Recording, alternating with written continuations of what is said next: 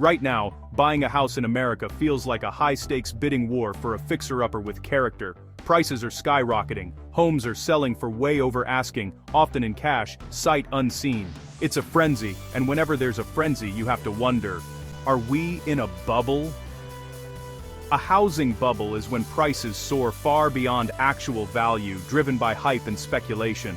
During the pandemic, cheap loans and a rush for space sent demand through the roof, but supply couldn't keep up.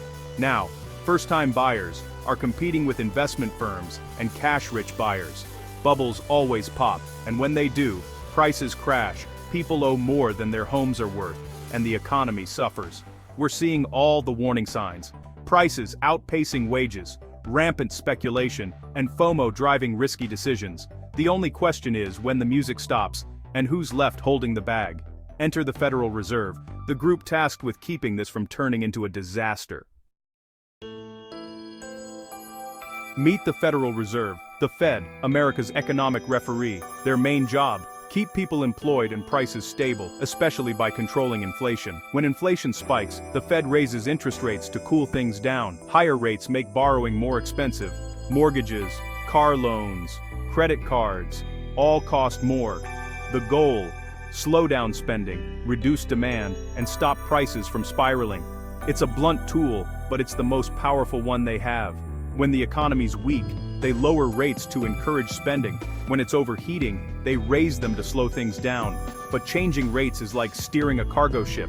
It takes time to see results, and it's easy to overdo it. The Fed has to balance carefully, or risk making things worse. Right now, they're tapping the brakes, hoping it's enough.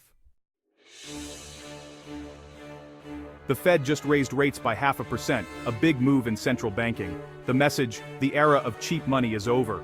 Higher rates mean higher mortgage payments, which could price some buyers out and cool the market. The hope is to slow bidding wars and let supply catch up, stabilizing prices. But is it enough? Some say a small hike won't stop a market with this much momentum. Cash buyers and investors may not even notice. The Fed wants to deflate the bubble gently, not cause a crash. But if the market ignores this warning, bigger hikes could be coming. The question: will this nudge work, or will the market keep climbing? The Fed is walking a tightrope between making homes affordable and avoiding a recession. Raising rates should cool prices, but it also makes monthly payments higher. Bad news for buyers needing a mortgage. For many, homeownership is slipping further out of reach.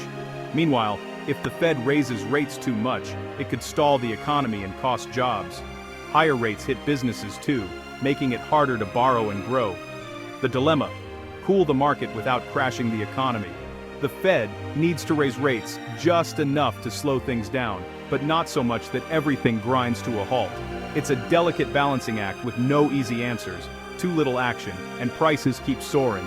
Too much, and we risk a recession. No pressure, right? Pressure?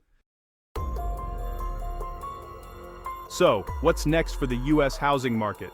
No one knows for sure. The best-case scenario: a soft landing. Prices stabilize, inflation cools, and we avoid a recession. Or, we could get stagflation, slow growth, high unemployment, and stubbornly high prices. A frozen, dysfunctional market. The nightmare? A sudden crash. Prices plunge, foreclosures spike, and the economy tanks. The Fed is trying to steer us to safety, but it's a tough job. Buyers and homeowners can only watch and wait. We might see a gradual cooling, a long stretch of unaffordability, or something more dramatic. One thing's certain: the wild ride is ending. The only question is how rough the landing will be.